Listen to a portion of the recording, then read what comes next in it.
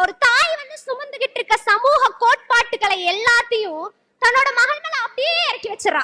அவங்க அம்மா கல்யாணம் பண்ணி கொடுக்கும் போது அந்த தாய்க்கு என்ன அட்வைஸ் கொடுத்தாங்களோ அதை அப்படியே லிஸ்ட் போட்டு வச்சிருப்பாங்க.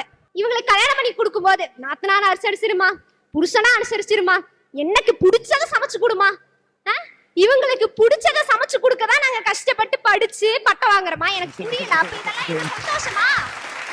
சவால்கள் நிறைந்ததுதானே எங்கள் வாழ்க்கை.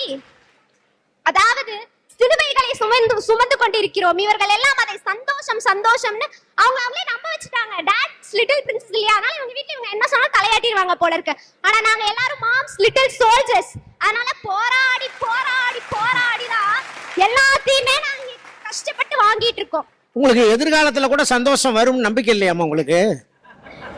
இன்னும் இந்த மாதிரி பேச்சுக்கள் எல்லாம் கேட்டுக்கிட்டு தானே இருக்கோம். 2025ல இருந்துமே இந்த பேச்சுக்கள் இன்னும் மாறல. இன்னும் கிராமப்புறங்களில் இருந்து வர மகளிர் எல்லாம் இந்த வார்த்தைகள் எல்லாம் கேட்டுட்டு தானப்பா இருக்கீங்க.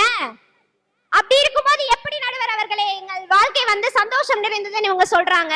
என்னோட தங்கச்சி வந்து சொன்னா, இந்த இது முடியும் போது யார் உங்க தங்கச்சி? இந்த பக்கம் இந்த முதல் தங்கச்சி கர்ஷினி சொன்னாங்க, சரி மாறிடுவோம் நாங்கன்னு. நான் பேசி முடிச்சதுக்கு அப்புறம் நீங்க யோசிப்பீங்க, ஒருவேளை தெரியாம நீங்க பேசிட்டு போல அப்படியே அந்த பக்கம் மாறிடலாம் நீங்க யோசிப்பீங்க.